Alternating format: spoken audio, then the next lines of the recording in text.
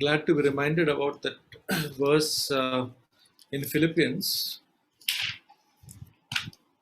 मैं खुश हूँ कि आज हमें फिर से वो जो वचन फिलिपियों के किताब में है वो हमें याद दिलाया गया.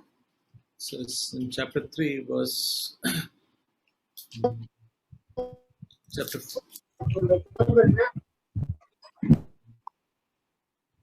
chapter 1, verse 21. For me to live is Christ and to die is gain. फिलिपियों पहला अध्याय और उसका 21वां वचन. क्योंकि मेरे लिए जीवित रहना मसीह है और मर जाना लाभ है. I mean, what a statement to make. The Apostle Paul says, for me to live, everything about living is about Christ. ये कितना महान एक कथन है जो पौलुस ने कहा कि मेरे लिए जीना यीशु मसीह है. It is not anything else, any other goal in my life, but Christ is the foremost in my life. मेरे लिए और कोई लक्ष्य नहीं है, सिर्फ जीवित रहना सिर्फ मसीह ही है. And then the next one is that, and to die is gain. और मर जाना लाभ है. So such a challenging statement. ये बहुत ही हमें एक चुनौती देने वाली वचन है. When I think of this statement, to say die is gain, I can't really confidently say that. जब मैं इस वचन के बारे में सोचता हूँ कि मर जाना लाभ है, तो मैं पूरे वो धीरज से इसके बारे में ऐसे नहीं कह सकता हूँ. For me, it's a joy to meet Jesus. That's definitely sure. When I die. यीशु मसीह से मिलना जब मैं मर जाऊंगा, तो वो मेरे लिए एक आनंद की बात है. It's a great thing to look forward to seeing Jesus. That's my hope and that's my desire in my heart. यीशु मसीह को देखना वो मेरे लिए बहुत ही प्रोत्साहन देने वाला चीज है. But the Apostle Paul was much far ahead. लेकिन हम देखते हैं कि जो पौलुस था वो इससे भी बहुत ही आगे बढ़ चुका था. He had moved on much ahead on the way to eternal life. वो इस जो रास्ते में जो अनंत जीवन का पथ है, इस पर वो बहुत ही आगे बढ़ चुका था. Because he was saying, I'm hard pressed in both directions, having a desire to depart and to be with Christ. जैसे 23वें वचन में कहा गया है, क्योंकि मैं दोनों के बीच अधर में लटका हूँ, जी तो चाहता है कि कुछ करके मसीह के पास जा रहूं, क्योंकि यह बहुत ही अच्छा है. There are times when I feel, when things are difficult, I said, I hope to be with Christ is better, and at least we can, rest with the Lord.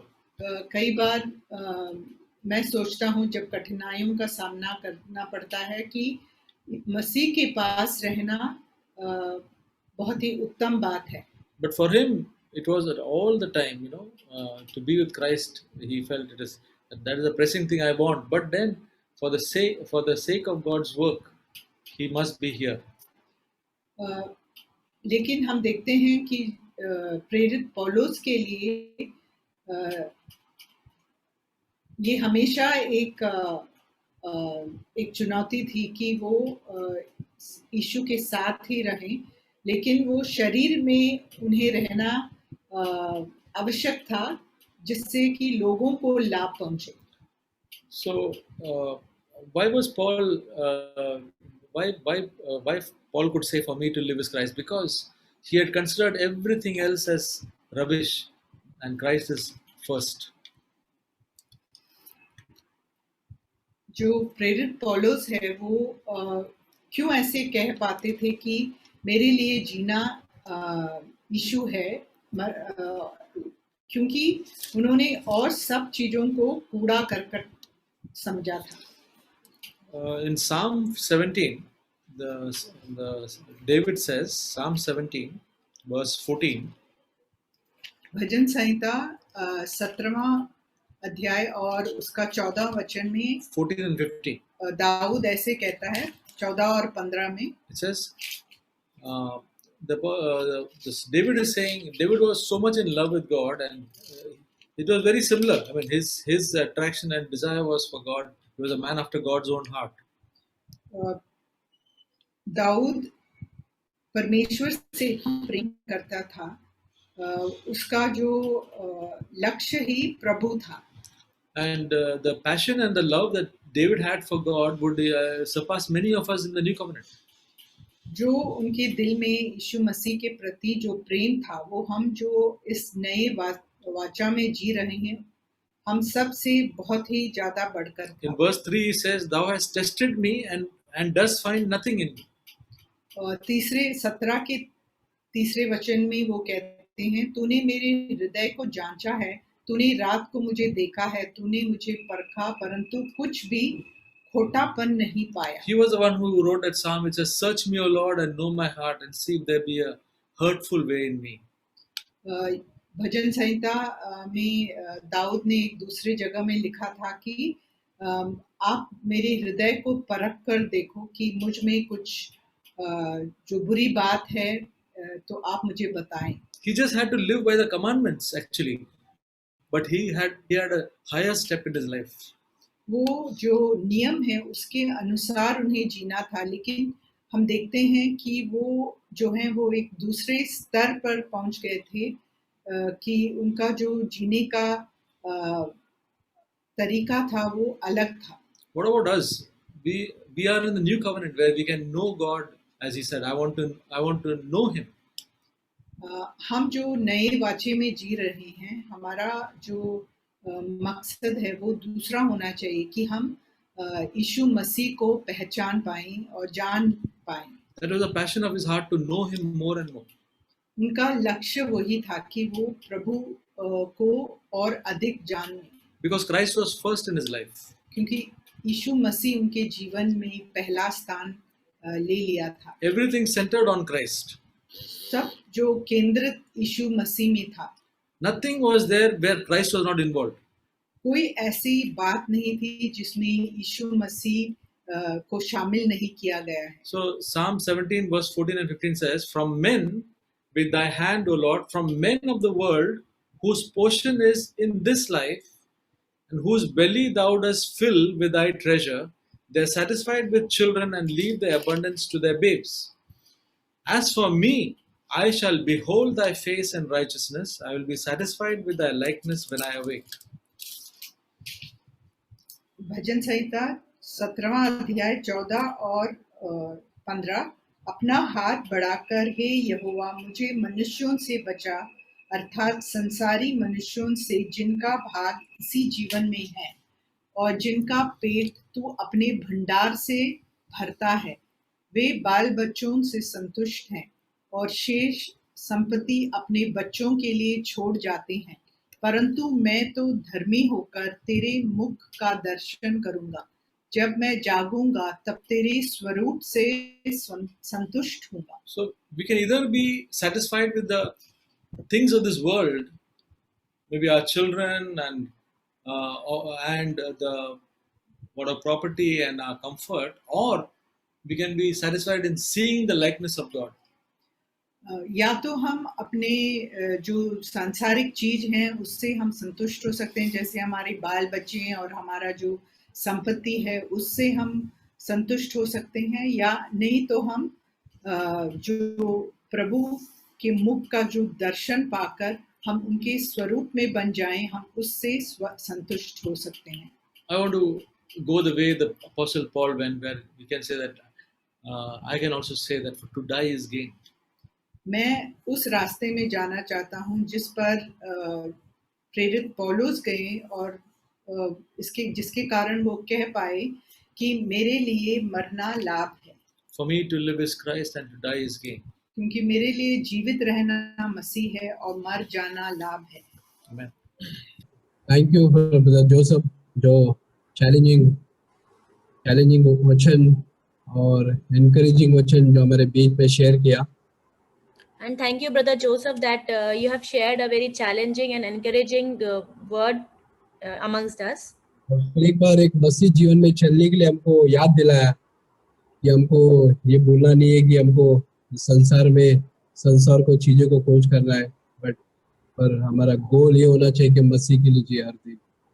And once again, you have reminded us that how we should walk in a Christian life, and that to go behind these earthly things should not be our goal. Our goal should be to set our hearts on the things that are above. मैं week जो मेरे लिए प्रभु मुझसे बात किया है वो बात को मैं कहना चाहता हूँ. During this week, what the Lord has talked to me, I want to share that thing with you all. और मैं देखता हूँ कि परमेश्वर एक वचन मुझे याद आया आज मॉर्निंग में, गलातियों 6:3 में लिखा है. इसमें And इसमें लिखा है कि क्योंकि यदि कोई कुछ ना होने पर भी अपने आप को कुछ समझता है तो वो अपने आप को धोखा देता है. And I want to share a verse which came into my heart today morning, and it is from Galatians 6:3, and it is like that, for if anyone thinks he is something when he is nothing, he deceives himself. जब मेरा बच्चे हम ये पढ़ने के बाद हम सब अगर हम खुद व्यक्तिगत हम इस बात के बारे में सोचेंगे तब ऐसा हमको लगता नहीं कि अगर मेरे को पूछेगा विजय तो कुछ अपने आप को समझता है, मैं बोलेगा नहीं, मैं अपने आप को कुछ नहीं समझता हूँ. So after hearing all these things, and if someone asks me that Vijay, do you think that you are somebody, then I will answer that no, I don't think that I am somebody. लेकिन deep down में परमेश्वर तुम्हारे हृदय को देखता है कि तुम somebody हो कि नहीं. जब मेरे को ये वचन मिला तो परमेश्वर मुझे एहसास करा रहा है कुछ बातों को लेकर कि विजय तो somebody है. But the Lord searches our hearts from the bottom, and He knows that, and He knows whether you think that you are somebody or not. And God is reminding me that, Vijay, deep down in your heart, you are thinking that you are somebody. Sorry sister, ऐसा नहीं. मैं ये पढ़ने के बाद मुझे ऐसा लगा कि मैं सोचता कि मैं कुछ भी नहीं हूँ परमेश्वर की नजर में, बट परमेश्वर मुझे एहसास करा रहा है डीप डाउन में कि मैं कुछ हूँ, somebody हूँ करके. Okay, sorry. So after reading this verse, I was challenged, and and God, I thought that God is talking to me and telling that when I am thinking that I am nobody in my own eyes, but then God is reminding me that Vijay, you are somebody. Brother, correct?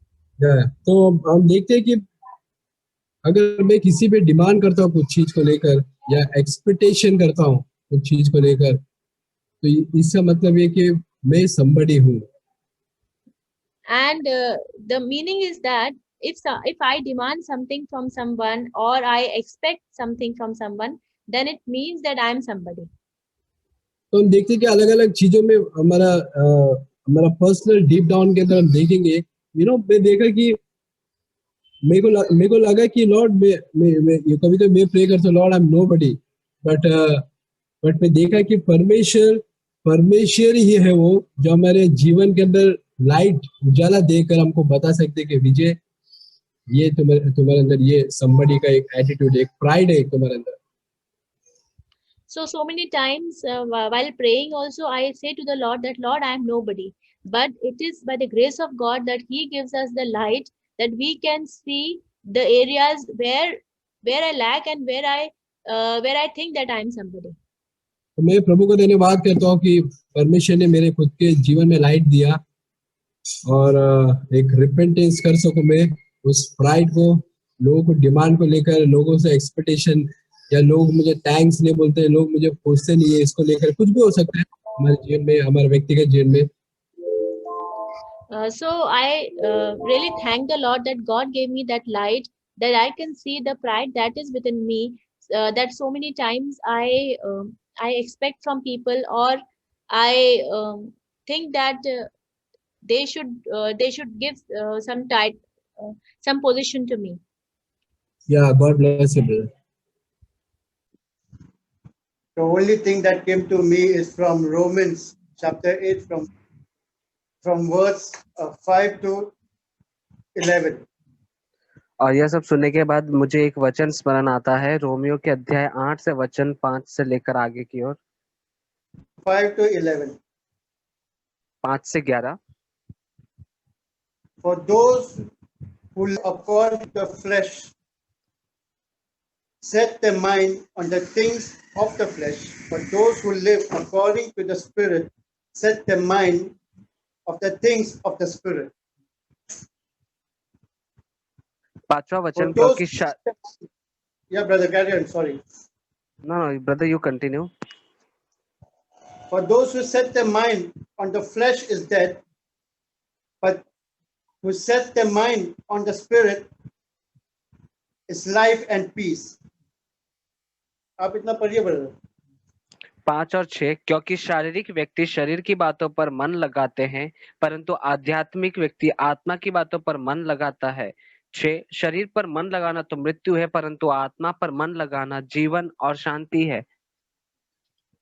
Because we need to set our mind first. If we set our mind on flesh, we will live according to the flesh. But when we set our mind according to the Spirit, we will live according to the Spirit. That's why God says, first seek the kingdom of God, then the rest will follow. और सबसे पहले हमारे मन को एक बात के ऊपर लगाने की जरूरत है, और यहाँ पर हम वचन में पढ़ रहे हैं कि हमें हमारे मन को आत्मिक बातों पर, आत्मा की बातों पर मन लगाने की जरूरत है, तो हम आत्मा में चलेंगे. लेकिन यदि हम शरीर की बातों पर मन लगाएंगे तो शरीर के अनुसार चलेंगे. जैसे वचन मत्ती में कहता है, सबसे पहले तुम परमेश्वर के राज्य और उसके धर्म की खोज करो, तो ये सब वस्तु भी तुम्हें मिल जाएंगी. And when we read from verse 7, for the mind that is set on flesh is hostile to God, for it does not submit to God's law. Indeed, it cannot. Those who live in the flesh cannot please God. और उसका 7वां और 8वां वचन, क्योंकि शरीर पर मन लगाना तो परमेश्वर से बैर रखना है, क्योंकि न तो परमेश्वर की व्यवस्था के अधीन है और न हो सकता है, और जो शारीरिक दशा में है वे परमेश्वर को प्रसन्न नहीं कर सकते. The life in the flesh will never please God. और जो शारीरिक दशा में है वे परमेश्वर को प्रसन्न नहीं कर सकते. And when we start living in the flesh, it's only going to be a destruction to us. और जब हम हमारे शरीर के शारीरिक दशा में जीना शुरू कर देंगे, तब यह केवल हमारा ही नाश करेगा. But when we start living according to the Spirit, in the Spirit, we have life in it. लेकिन जब हम आत्मा में और आत्मा के द्वारा चलना शुरू करेंगे, जीना शुरू करेंगे, तब हम परमेश्वर को पाएंगे. I will read from verse 9. You, whoever are not in the flesh, but in the Spirit, if in fact the Spirit of God dwells in you, anyone who does not have the Spirit of Christ does not belong to him. It's very important, underline this. You who are not in the flesh, but in the Spirit, if in fact the Spirit of God dwells in you, anyone who does not have the Spirit of Christ does not belong to him. और आप इस 9वें वचन को रेखांकित कर लीजिए. ये बहुत ही महत्वपूर्ण है कि जबकि परमेश्वर का आत्मा तुम में बसता है तो तुम शारीरिक दशा में नहीं परंतु आत्मिक दशा में हो. यदि किसी में मसीह का आत्मा नहीं तो वह उसका जन नहीं. Is the Spirit of God dwells in you? It's a question. और यह प्रश्न उठता है कि क्या परमेश्वर का आत्मा आप में वास करता है. You underline this verse 9, highlight it, because it's very important to know, is the Spirit of God really dwelling in us? अब मैं आपसे कहना चाहता हूँ कि यह वचन हमारे लिए बहुत ही ज्यादा महत्वपूर्ण है. आप इसे रेखांकित कर लें, क्योंकि यह वचन कहता है कि क्या परमेश्वर का आत्मा सचमुच में हमारे अंदर वास करता है.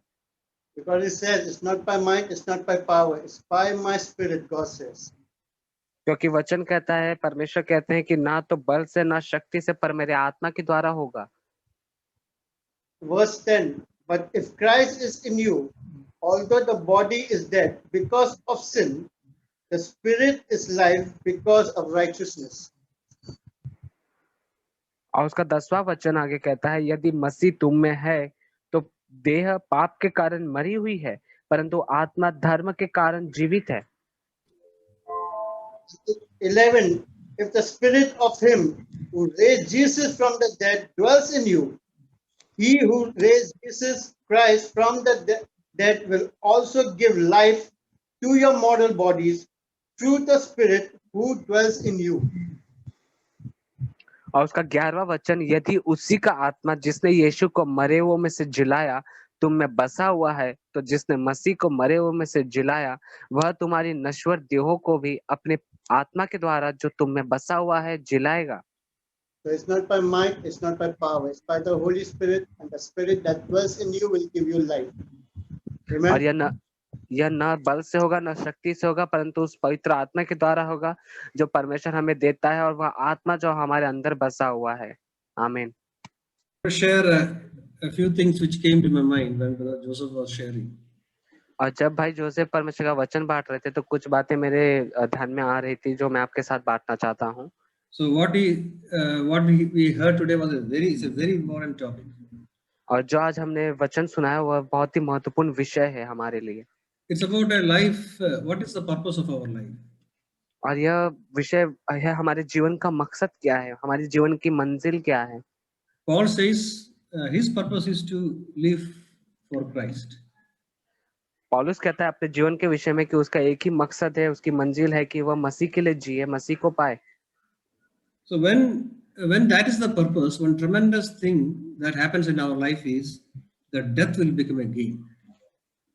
और जब हमारे जीवन का यह मकसद बन जाता है कि हम परमेश्वर के लिए जीना चाहते हैं, परमेश्वर को पाना चाहते हैं, तो फिर मृत्यु का डर हमें नहीं रहता।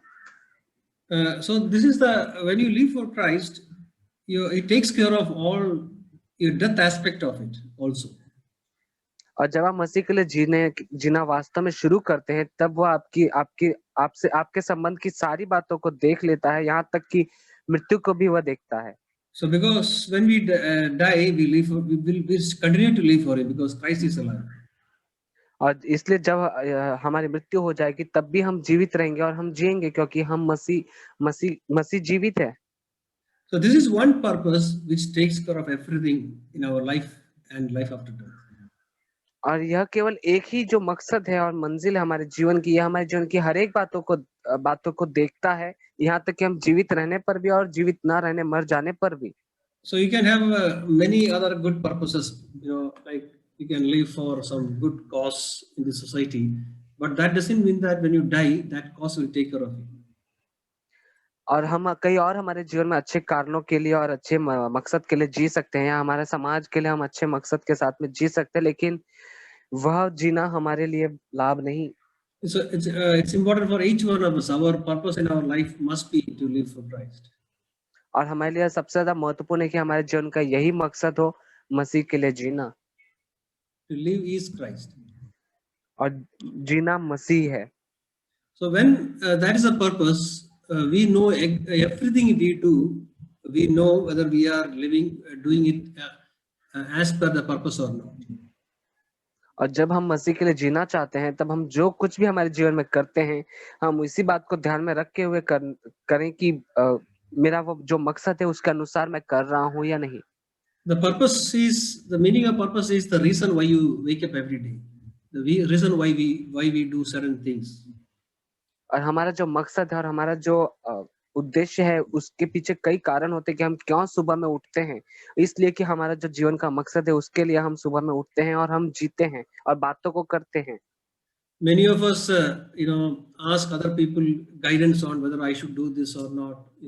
Many things in our life we seek for guidance from godly people and other people. और कई बार हम हमारे जीवन में देखते हैं कि हम हमारे जीवन की किसी बातों को करने के लिए औरों से किसी और व्यक्तियों से सलाह लेते हैं, या परमेश्वर के जन से या प्राचीनों से हम सलाह लेते हैं कि मैं इस बात को ऐसे करूं या नहीं करूं या क्या करूं। So when we have a purpose, we know exactly what we are doing. Is it contributing to our purpose or not? लेकिन जब हमारे जीवन का एक ही मकसद रहेगा मसीह, और तब हम जो कुछ भी हमारे जीवन के लिए करेंगे, वह इसी मकसद के अनुसार हम देखेंगे कि क्या यह मेरे मकसद के अंदर यह इसे बढ़ाएगा या घटाएगा। If it is not contributing, we will not do that. We will not waste our time on that. यदि हम देखेंगे कि जो मैं करने जा रहा हूँ या करने पर हूँ, वह मेरे उस मकसद के अंदर और उसे बढ़ा नहीं रहा, सहायता नहीं दे रहा, तो हम उसे नहीं करेंगे, हम रुक जाएंगे। Anything other than what contributes to our purpose is a waste of time. और हर एक वह बात जो हमारे मकसद के अंदर शामिल होती है और उसे बढ़ाती है, सहायता देती है, उसके अलावा कुछ भी बात है जो नहीं करती, वह हमारे लिए समय व्यर्थ गंवाना होगा। That's how Paul lived. That's how all godly men who were effective for Christ lived. और इसी रीति से प्रेरित पौलुस ने अपना जीवन जिया और कई सारे परमेश्वर के भक्तिमय पुरुष हैं जिन्होंने एक ईश्वरीय जीवन को जिया है। Jesus refused to do anything which is other than the will of his Father, because that was his purpose in his life. यीशु मसीह के जीवन में केवल परमेश्वर पिता की इच्छा को पूरा करने उसके जीवन का मकसद और उद्देश्य बना रहा, इसलिए वो नहीं चाहते थे कि कुछ भी ऐसा करे जो परमेश्वर की इच्छा में नहीं है। So let us take this seriously and know exactly the reason why we do things that we do every day. तो आइए हम अपने इन बातों को गंभीरता से लें और वास्तव में जानें कि मैं यह बात कर रहा हूँ तो मैं क्यों कर रहा हूँ और क्या यह मेरे मकसद के अनुसार है या नहीं। Amen. आमीन। I thank God for what I heard, and I felt like when I heard what the different brothers were sharing, I felt like it was like a slap on my face. जो मैं परमेश्वर का धन्यवाद देती हूँ जो भी आज मैंने सुना, और जब भाई अलग अलग भाई जब बांट रहे थे तो मैं जब उनको सुन रही थी तो मुझे ऐसा लग रहा था कि ये मेरे गाल पर एक थप्पड़ के जैसा है। And it was a really hard hit. और यह एक बहुत कड़क मार के समान है। But I thank God for that, because in Hebrews chapter 12, it says in verse 7, one verse I read, it is for discipline that you endure. God deals with you as with sons. For what son is there whom his father does not discipline? But if you are without discipline, of which all have become partakers, then you are illegitimate children and not sons. तो पर मैं धन्यवाद देती हूँ कि जो भी आज सुन पाए हम लोग, मैं जो सुन पाई, और यहाँ पर मुझे एक वचन आपसे बांटना है जो है इब्रानियों के 12वें अध्याय के 7वें वचन में से, तुम दुख को ताड़ना समझकर सह लो, परमेश्वर तुम्हें पुत्र जानकर तुम्हारे साथ बर्ताव करता है, वह कौन सा पुत्र है जिसकी ताड़ना पिता नहीं करता। So, sometimes God has to has to discipline us because he's a loving father. कई बार ऐसा होता है कि परमेश्वर को हमें ताड़ना देना पड़ता है क्योंकि वह एक बहुत ही प्रेमी पिता के समान है। So he gives us a course correction. और इसीलिए वह हमें एक कठिन ताड़ना देता है, सुधार देता है। And yesterday I was reading from Matthew chapter 10, and we were doing a Bible study, and in that, I was reminded that in verse 1. तो कल के दिन मैं मत्ती के 10वें अध्याय में से बाइबल स्टडी कर रही थी, और उसमें जो वचन पहला वचन है उसको मैं पढ़ रही थी। And having chapter 10 and verse 1, and having summoned his 12 disciples, he gave them authority over unclean spirits to cast them out and to heal every kind of disease and every kind of sickness. तो मत्ती के 10वें अध्याय का पहला जो वचन है उसमें ऐसा लिखा है, फिर उसने अपने 12 चेलों को पास बुलाकर उन्हें अशुद्ध आत्माओं पर अधिकार दिया कि उन्हें निकाले और सब प्रकार की बीमारियों और सब प्रकार की दुर्बलताओं को दूर करें। So here we see that, while we were studying, I was doing the study with some of my friends, and one of my friends was sharing like how whatever authority was given to them was to benefit others. There was no benefit for themselves from this authority which God gave. तो मैं मेरे कुछ सहेलियों के साथ इस अध्ययन को कर रही थी और फिर हम समझ पाए कि ये जो भी उनको अधिकार दिए गए थे उनके चेलों को, वे अधिकार दूसरों को फ़ायदा पहुँचाने के लिए दिए गए थे। वो अधिकार उनके खुद के फ़ायदे के लिए नहीं थे। So whatever they did was for blessing others.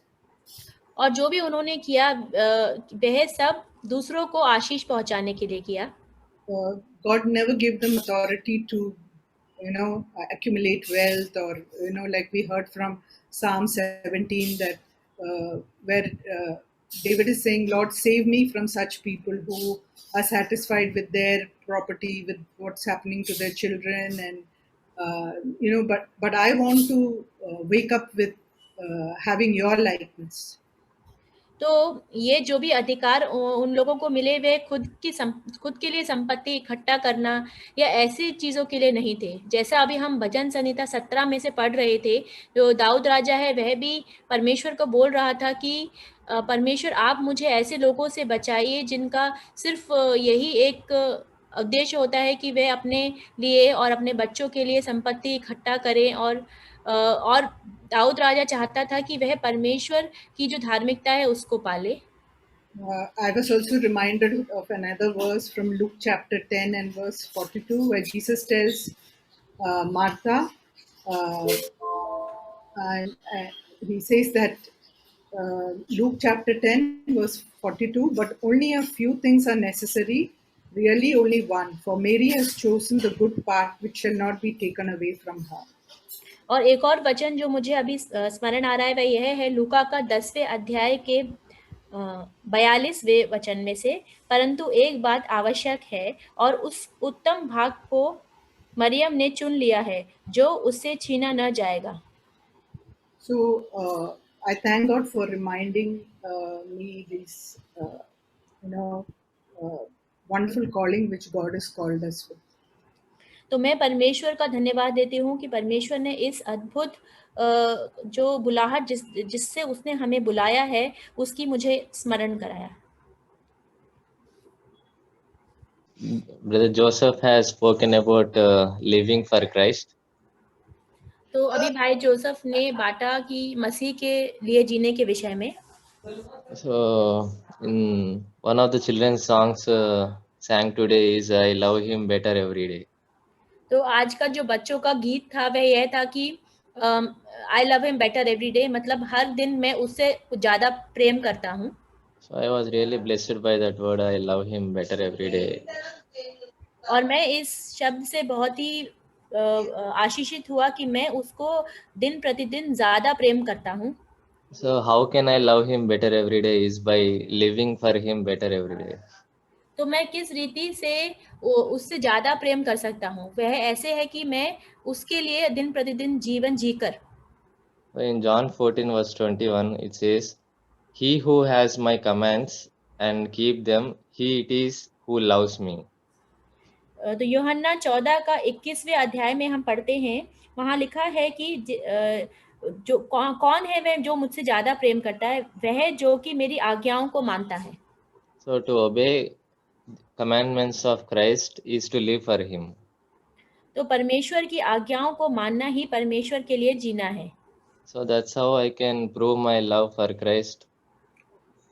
और इसी रीति से मैं मेरा प्रेम मसीह के लिए सिद्ध कर सकता हूँ। So I prove my love for Christ is by living for him every day. तो मैं मेरा प्रेम जो मसीह के लिए है उसको कैसे मैं प्रूव कर सकता हूँ, वह अपने दिन प्रतिदिन उसके लिए जीकर। So one of the commandment Jesus said is, if you want to follow me, take up your cross and follow me. तो एक जो आज्ञा प्रभु यीशु मसीह ने हमें दी वह यह है कि तुम अपना क्रूस उठाकर मेरे पीछे हो लो। So if I want to follow Christ, if I want to live for him, I have to crucify my will. तो अगर मैं मसीह के पीछे होना चाहता हूँ और मैं उसकी इच्छा पर चलना चाहता हूँ, तो मुझे मेरी जो मेरी खुद की इच्छा है उसको क्रूस पर चढ़ाना होगा। So the more I crucify my will better every day, so that's how I can love him better every day. तो जितना ज़्यादा मैं मेरी खुद की इच्छा को क्रूस पर चढ़ाऊँगा दिन प्रतिदिन, उतना ही मैं उसको ज़्यादा प्यार कर पाऊँगा दिन प्रतिदिन। So growing in obedience better and better every day. और मैं आज्ञाकारिता में बढ़ते जाऊँ, ज़्यादा से ज़्यादा बढ़ता जाऊँ। So growing in repentance and growing in faith. और मैं पश्चाताप में और विश्वास में आगे ज़्यादा से ज़्यादा बढ़ता जाऊँ। So that's how I can live for Christ. और इसी रीति से मैं मसीह के लिए जीवन जी सकता हूँ। So to die to my will and live for Christ is a great and profitable thing to me. तो अपनी इच्छा के लिए मरना और यीशु मसीह के लिए जीना, यह एक बहुत ही लाभ वाली बात है मेरे लिए। If I live like this every day, that's how. So I can also say like Paul, to die is a great gain, and to be with Christ, to depart from here and to be with Christ is a gain thing. तो अगर मैं इस रीति से जीऊँगा कि मेरी स्वेच्छा के लिए मैं मर जाऊँ, तो मैं भी पौलुस के जैसे बोल सकता हूँ कि मेरे लिए जीना मसीह है और मरना एक लाभ है। So if I don't deny my will, die to my will here on earth, and if I say to die and depart from here and to be with Christ, and if I say those words, those are empty. Those words will be empty. No, there is no power in those words. और अगर मैं आज के समय में अपनी स्वेच्छा के लिए ना मरूं और मैं परमेश्वर की इच्छा ना करूं, और अगर मैं यह बोलूं कि मेरे लिए जीना मसीह है और मरना लाभ है, तो ये सारे जो शब्द हैं वे खाली शब्द होंगे। So every day, if I deny my will and live for Christ, so that I can assuredly say one day I will live. I will depart from here. I can be with Christ. Assuredly, I can say that in heaven. तो अगर मैं हर रोज अपनी इच्छा ना कर मसीह की इच्छा करता हूँ और अपनी इच्छा के लिए मरता हूँ, तब मैं इतना हियाव के साथ यह बोल सकता हूँ कि जब मैं मरूंगा तब मैं मसीह के साथ हूँगा। Thank you.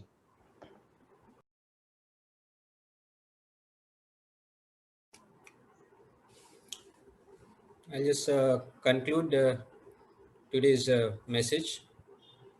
तो आज का जो भी संदेश है उसको मैं संक्षिप्त में बताना चाहता हूँ। As Paul said that for me to live is Christ and die is gain, we should realize that in what position and what place he's writing this letter, these words. जैसे प्रेरित पौलुस बोलते हैं कि मेरे लिए जीना मसीह है और मरना मेरे लिए लाभ की बात है, तो हमें समझना चाहिए कि जो वो किस स्थिति में और किस जगह पर ये बात को बोल रहे हैं। Paul was under Roman prison in Philippi and he was writing from a prison. तो जो प्रेरित पौलुस हैं वे इस समय में जब वे ये बात लिख रहे हैं, वे एक बंदी गृह में हैं और वे रोमन अधिकारियों के बंदी गृह में हैं। Obviously, he was preaching the gospel, and because of the ministry that he was doing, and he was wrongly accused for creating confusion across that Asia Minor region, and Jews were wanting to be done away with him and his ministry, had got into trouble, and then he was arrested and in the prison, and there he was continuing to write the letters. तो बहुत जायज़ सी बात है कि प्रेरित पौलुस उस जगह पर सुसमाचार का प्रचार कर रहे थे, लेकिन उन पर इल्ज़ाम लगाया जा रहा था कि वह लोगों के बीच में कंफ्यूजन की स्थिति लेकर आ रहे हैं और इसीलिए उनको जेल में डाला गया था। So he was not sure when he's about to die. Maybe he was thinking that I'm going to, this is my last imprisonment and I'm going to be put to death, chopped off my head, or going to die, just like other disciples have died. This is probably the last letter I'm going to write. तो उनको भी ये बात की समझ शायद नहीं थी कि वे क्या उनको लग रहा होगा कि शायद वे अभी मरने ही वाले हैं और उनका ये आखिरी बंदीगृह है, और उनको भी ऐसा हो रहा होगा कि जैसे बाकी चेलों को मार डाला गया, उनके सर को काट दिया गया, वैसे उनके साथ भी होगा। So his bottom line was that whether I live or whether I die, I'll praise the Lord, or I'll do the ministry, and even in the jail. We read that in the chapter, he's sharing the gospel even with the jailer and the entire Roman praetorium. तो उसके मन में क्या धारणा रहेगी कि भले ही मैं मरूं या फिर मैं जीऊं, मैं तो सुसमाचार का प्रचार करूंगा। और यह बात उन्होंने सिद्ध भी की, क्योंकि हम देखते हैं कि उन्होंने जेल के जो बाकी जेलर थे, जो बाकी कैदी थे, उनके साथ भी सुसमाचार का प्रचार किया। It teaches me that any moment I'm going to die on this earth, whatever little time that I have, I should live for Jesus, and Lord will help me to live that life. तो ये बात से मुझे क्या सीखने मिलता है कि मैं भी किसी भी वक्त मर सकता हूँ, और लेकिन जो भी छोटा सा जीवन मेरे पास है, मुझे यीशु मसीह के लिए जीना चाहिए। So even if I'm going to die tonight, I should say my objective for today was to live for Christ and die for Jesus. It doesn't matter if the death comes today, tonight, I should be happy to accept it. तो यहाँ तक कि अगर मेरी आज रात को भी मृत्यु हो जाए, तो भी मुझे यह सोचना चाहिए कि जो भी मैंने आज तक किया वह मसीह के लिए किया, और मृत्यु भी मेरे लिए लाभ है। Paul says that I'm going to be happy if I'm going to be in Lord's presence from here on. That's more, that is what I want. But it is good that I remain alive so that you will be able to hear what the Lord wants to say. तो प्रेरित पौलुस ऐसे बोलते हैं कि मेरे लिए मरना एक खुशी की बात है, क्योंकि मैं मरने के बाद परमेश्वर की उपस्थिति में जीऊंगा। And whatever Lord wants to communicate through him, the message, I'll be happy to do that and continue to live. तो जो संदेश है परमेश्वर पौलुस के द्वारा लोगों को बताना चाहते हैं, वे बोल रहा है कि वो काम मैं करता रहूंगा और इससे मुझे खुशी मिलेगी।